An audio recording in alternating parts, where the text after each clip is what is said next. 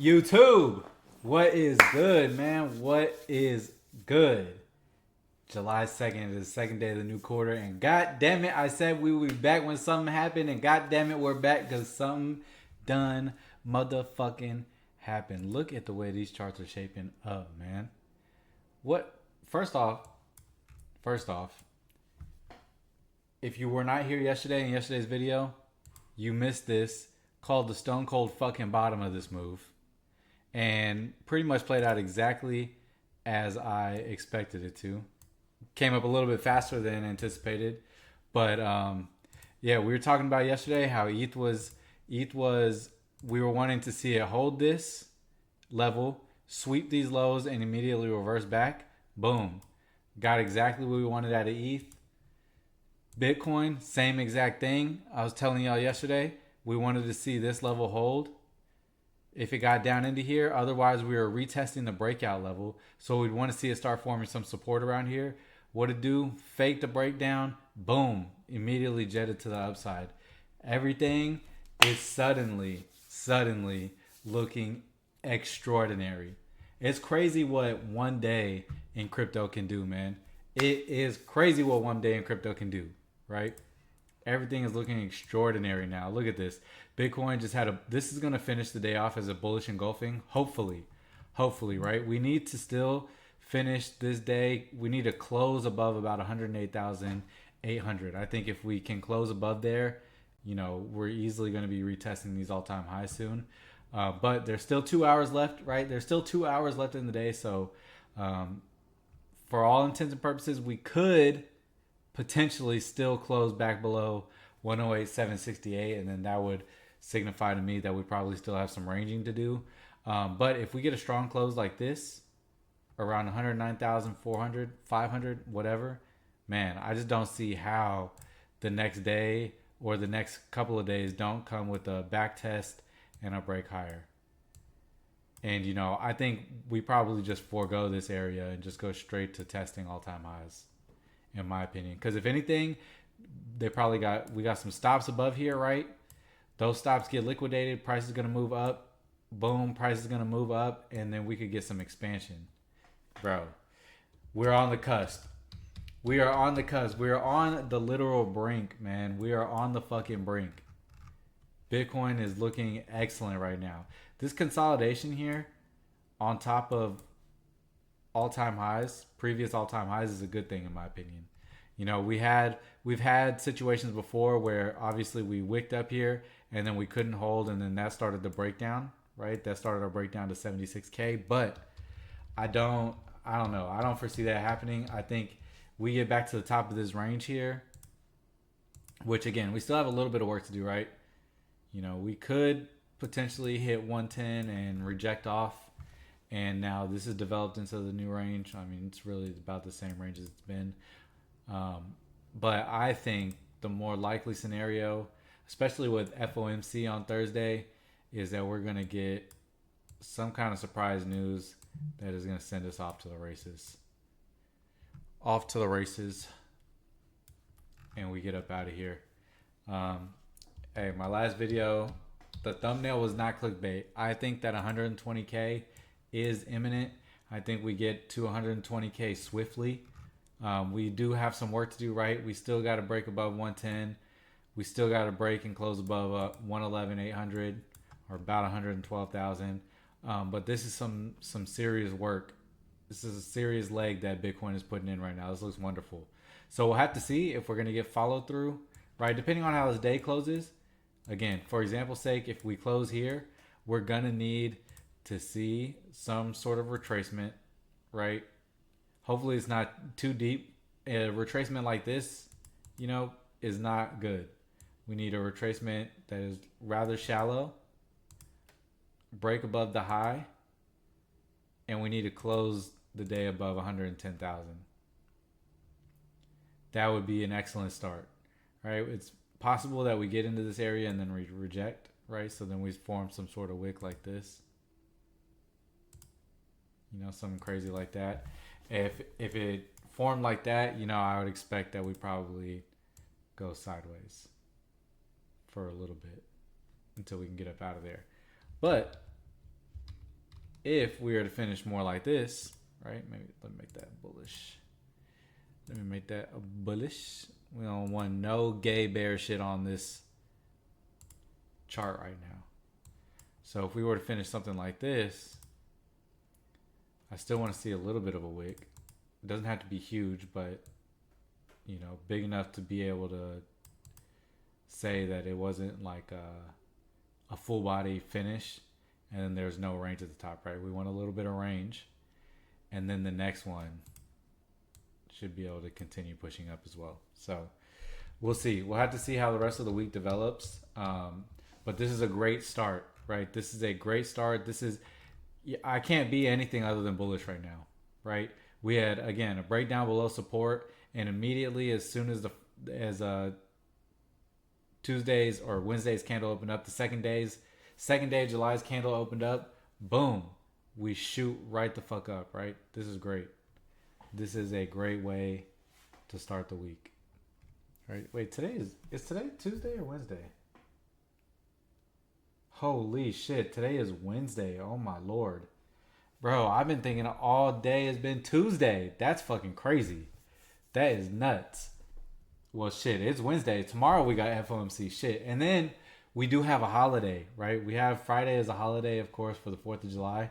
But let's see if we can get some fireworks before Friday. And it looks like we really want to do that, man. I'm not going to lie. Like, it looks like we really want to start pushing. So, yeah, looking great on Bitcoin. If you missed this move, I guess let's go ahead and talk about how you could enter if you missed this move, right? So we're getting the pullback, a slight pullback. No wick on the top, so we'll have to see how the next 4-hour candle finishes. We're also running into some, resistance here. So we'll have to see if the next candle, you'd want to see it push down. And it could break its own low. That's fine as long as it doesn't break this bullish candle's low, right? You'd want to see a wick down, and then the next candle be able to close above this high.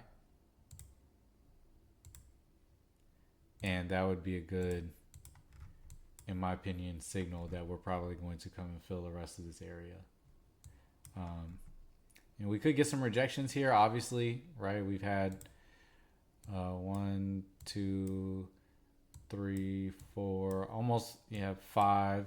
We're working on the 6th attempt up to this area, right? And if you don't know, now you know that the more attempts you make at breaking an area of resistance, the more likely it is to break, because that means that price has retested this area several times, and though it's been rejected, it continues to want to push into it, means that prices are going to likely be accepted higher. Okay, so we'll have to see. Obviously now this has created a really large range on the 4-hour time frame, right? We've got this area as our support now. We're running into an area of resistance, so if price were to wick up, I would not be interested in shorting, actually. Even though we're at the top of the range, I want to see how this plays out.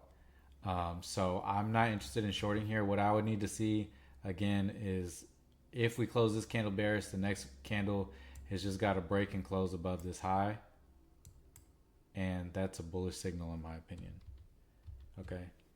It doesn't have to be the next candle, but the next candle that does break above this high and close above it is going to be my confirmation that we're probably going higher.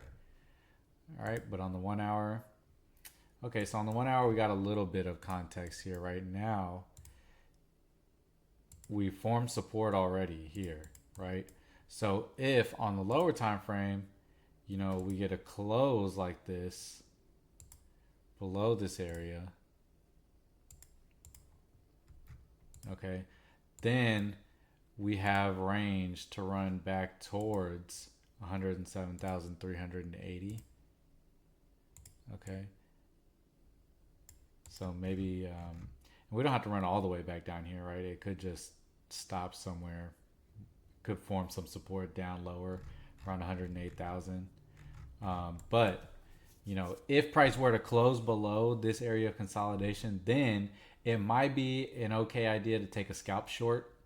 Maybe you want to see if you can fill in this clean run of candle here, right? This imbalance, or you can call it imbalance, fair value gap, whatever, right?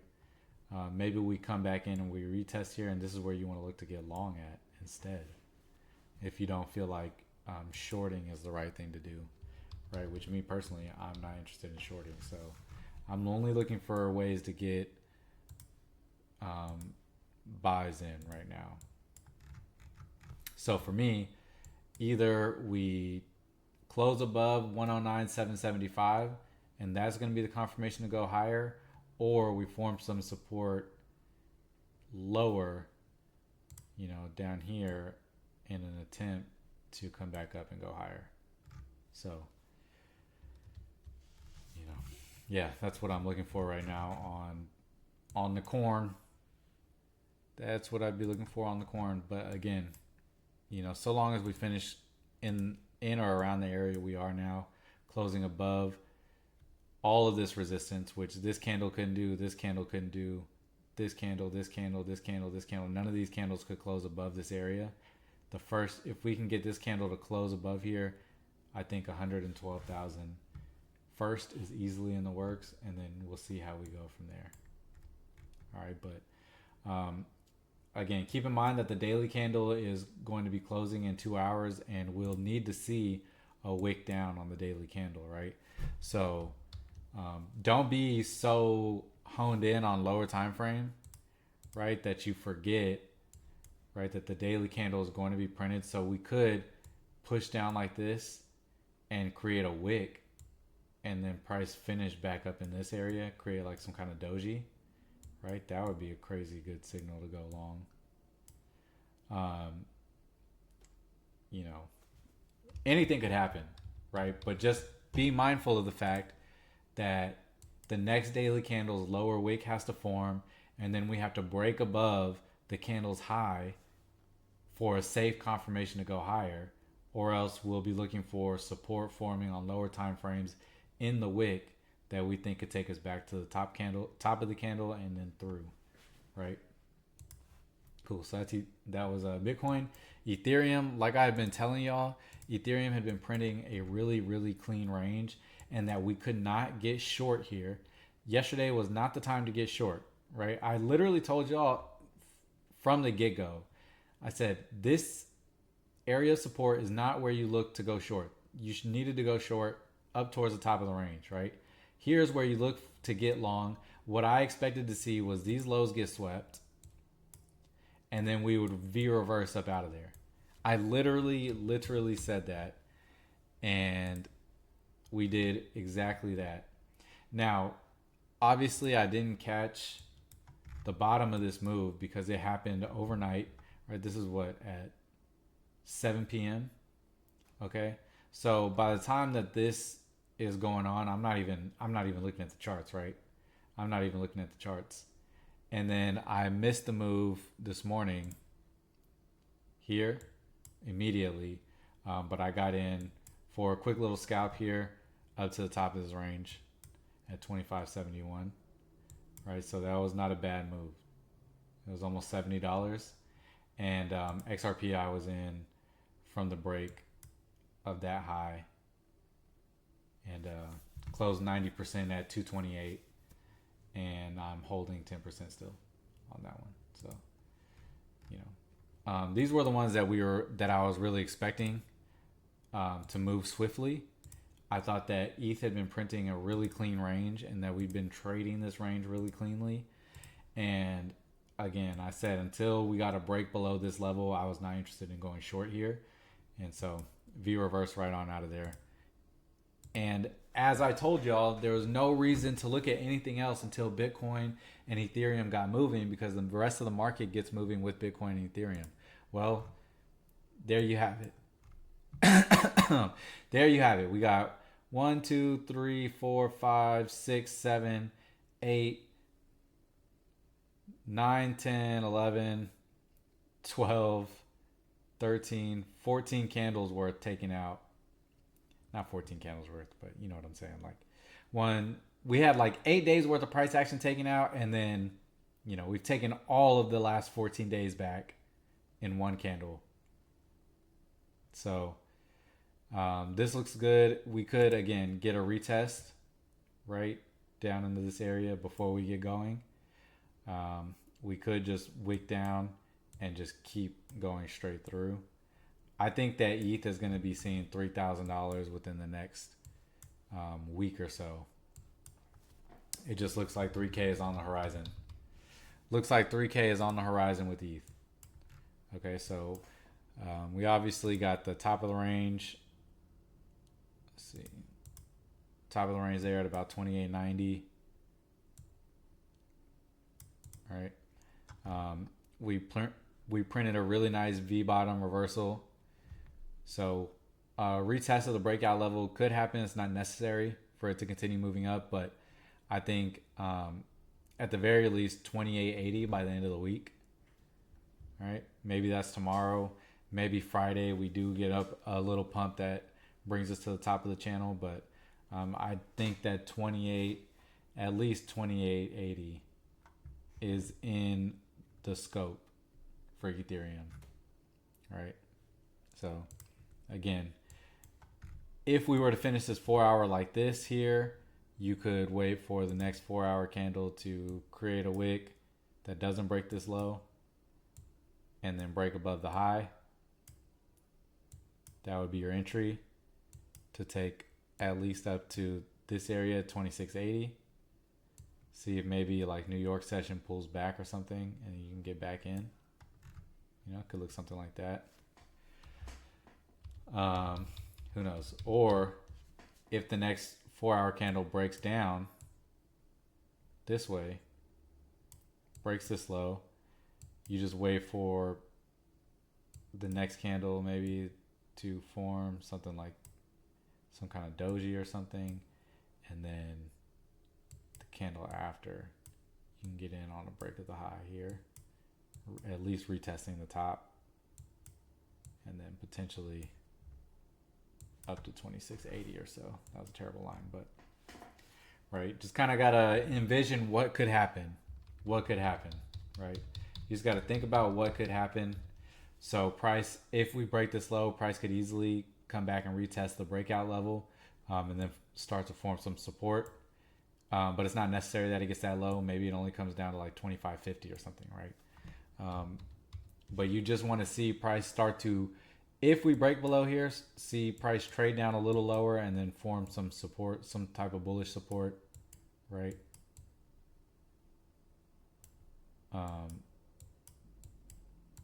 And then you can take it up higher. God, I don't even know what the fuck I'm drawing right there, but whatever. You get the idea. Otherwise, if we're printing resistance here, okay, and we close the candle out bearish, and then the next candle breaks above this high, that means we've broken a bearish candle high, we've broken resistance high, so we can at least anticipate that 26.80 is on the horizon in that scenario. Okay, so on the 1 hour, there's nothing really to do yet. Again, I kind of laid it out for you what I would be looking for. So gotta wait for that to print, wait for that to show up, and then we'll go from there. Okay, Solana running straight into resistance here and rejecting off of it. Okay, we tried to break it through it twice already, once, twice, 3 times, and we're rejecting off. So maybe we get some sells back into this area, or maybe we just eventually just break through it. We got some clean candles all the way up towards $158. So Solana again looking pretty good as well. We don't quite have the bullish engulfing that we have on Ethereum or Bitcoin, but we're getting pretty close, right? We're already testing towards the top side of this previous bearish candle. So again, wait for the new day to open. Maybe the new day opens a little bit down and you can start to look for longs in here, anticipating that we're going to break this high and continue at least filling in this wick, right? and potentially up to like $165. All right, you got a lot of area to fill here. So just like everything else, wait for a pullback, or else wait for the daily candle's high to break. But you want to see a lower wick form first before we break the high, right? You want to see a lower wick form first before we break the high. That gives us much more confidence that the move is going to continue. Okay, cool. And then we'll go XRP. XRP, unfortunately, is the, I would say, like, worst looking of the breakout charts, but I wouldn't say it's a bad looking chart at all. We formed really a head and shoulders. Boom, working on completing the shoulder, right? We got to break the neckline. If you're looking at it like that, it's a pretty obvious pattern, I feel like. Either break the neckline there, you could break the neckline down here, right? And, you know, that would definitely give us a target of around $2.65. But we still got some work to do. Still got some work to do for XRP. Nevertheless, if we finish this bullish candle here,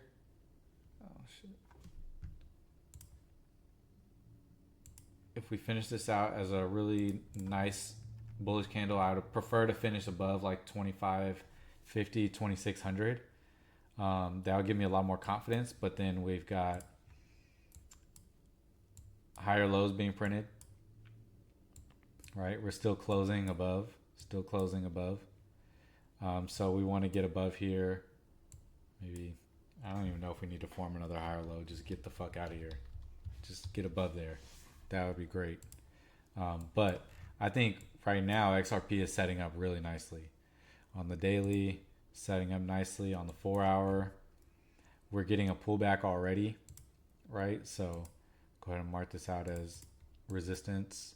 Drop to the 1 hour, see what we're looking like. Cool. So hopefully we hold this area here. See if we drop onto the 30 minute. On the 30 minute, yep, lines up pretty nice. Okay, so we'd want to see this area hold, preferably. And then if we can get a close above 226.70, something like that. If we can get a candle to close above here,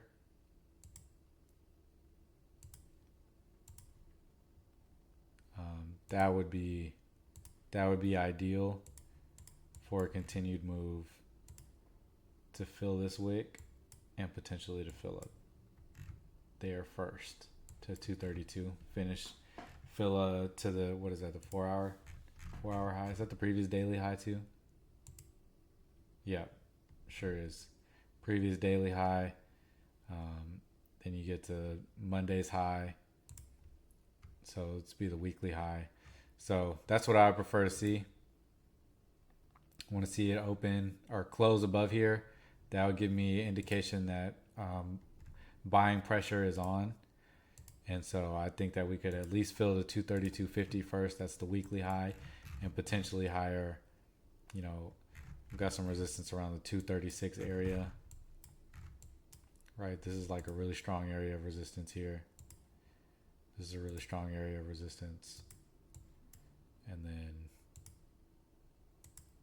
247. So we definitely got some areas where price could stall out in the short term, but I feel like this chart is setting up really nicely right now, in my opinion. Setting up very, very nice. So let's see again whether we're going to push down, hold this area, and then move up, or if we just kind of bounce around here and get up out of there. Okay, so that's what I'd be looking for XRP, right? If we were to break lower, I would just look for some type of support to show up in here, right? I would not want to see us.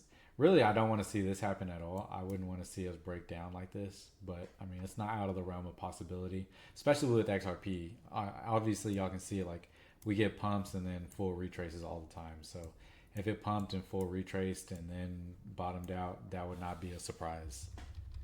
Right? That would just be kind of in XRP's nature. Okay. But a lot of this will be dependent on what Bitcoin and Ethereum do tomorrow and over the course of the next 2 hours. So, and one last one, we'll go look at Casba. Casba is looking excellent. Really upset with myself for not taking this trade. I saw this setting up. I did have an alert set. That's why I knew that Casba was setting up nicely, but I just didn't take the trade because it was outside of my trading time frame. Which, you know, I can't really be too upset because, hey, it's my rules. But still, beautiful move happening here. Approaching the top of this range now, right? Or, oh, I didn't mean to do that. Kind of like Bitcoin. It's really almost a mirroring the structure of Bitcoin, right? Where Bitcoin had a couple of tests to this area, left some gap. Now we're closing above here. If we can close above 79, I would say really like 79,500. I'd be happier if it closed above 79,500. Then I think that we have a lot of room to run towards 8,200, so about 8 cents, right? We definitely have room to run towards this area. That'd be a nice little move. We already got resistance broken, moving higher. If we break and close above this resistance, I don't see any reason why 8,200 is not in the picture. And then ultimately, we'll get back to this breakdown here around 9,200, so 9 cents or so. So we'll see if we can get a weekly close above this area. That'd be fucking awesome. That would be spectacular. Because then the next week would be looking fabulous to run towards 9 cents on Caspa. All right, so cool. Not going to hold you guys too much longer. That's kind of all I got for everything right now. It is now a waiting game. We have got some really good starts, though. Some really, really good starts. See if we're going to just continue our marches up on these assets, or if we're going to have to form a little bull flag or another range in essence before we can get up out of there. But shit, the way it's running right now, as long as there's no surprises tomorrow or no negative surprises tomorrow for FOMC, maybe we get a positive surprise. If we get a positive surprise, I think that all these targets are going to be hit rather swiftly. If it's kind of like a nothing burger, or if we get maybe some more negative-ish news, maybe we just stall out here and start to range going into the holiday weekend. But we'll see. All right. I appreciate y'all for stopping by. If you made it to this point in the video, please do me a favor. Hit that like button so we get the video out to the algorithm. Spread it to new users, new viewers who may need to see some breakdowns like this, who may need some charting education. If you are already a subscriber, I appreciate you for watching. If you're new and you haven't subscribed, do me a favor. Hit that subscribe button. And yeah, I will see y'all in the next one. Peace.